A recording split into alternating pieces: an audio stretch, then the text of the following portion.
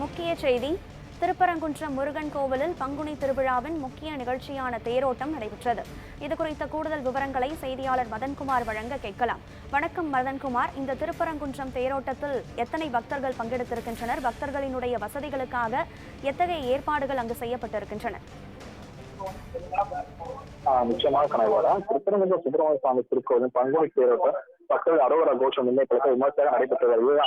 மேலும் திருமண குளத்தில் சுப்பிரமணிய சுவாமி தேர்தல் வந்து கிரிவல ஊர்வலம் வந்து பக்தர்களுக்கு அருள்பார்த்து வருகின்றன. அந்த காட்சியெல்லாம் பார்த்து கொண்டிருக்கிறாங்க.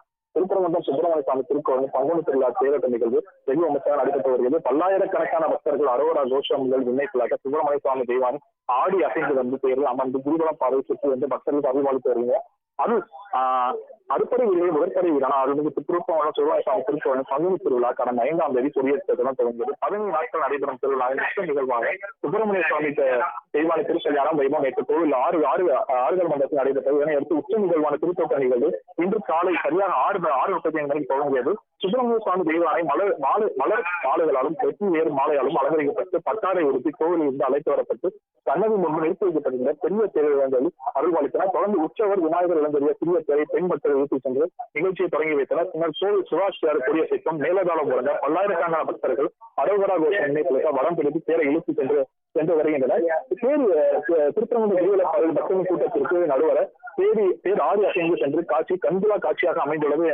பங்குனி தேரோட்டத்தை முன்னிட்டு திருப்பரங்குன்றம், திருமங்கலம், மதுரை சுற்றுவட்டார பகுதிகளில் இருந்து பல்லாயிரக்கணக்கான பக்தர்கள் பங்கேற்று சுவாமி தரிசனம் செய்திருந்தனர். விவாதத்தாக 500க்கும் மேற்பட்ட போலீசார் பாதுகாப்பு பணிகள் ஆங்காங்கே ஈடுபட்டு வருகின்றனர். மேலும் எந்த ஒரு அசம்பாவிதம் நடைபெறாமல் இருக்க திருவிழா பாதை முழுவதும் சிசிடிவி கேமராவால் காவல்துறை கண்காணிக்கப்பட்டு வருகின்றனர். தேரோட்டத்தை முன்னிட்டு தேர் கோவில் நிலை வந்தடையும் வரை கோவில் நடை சாத்தப்படும் என கோவில் நிர்வாகம் அறிவித்துள்ளது.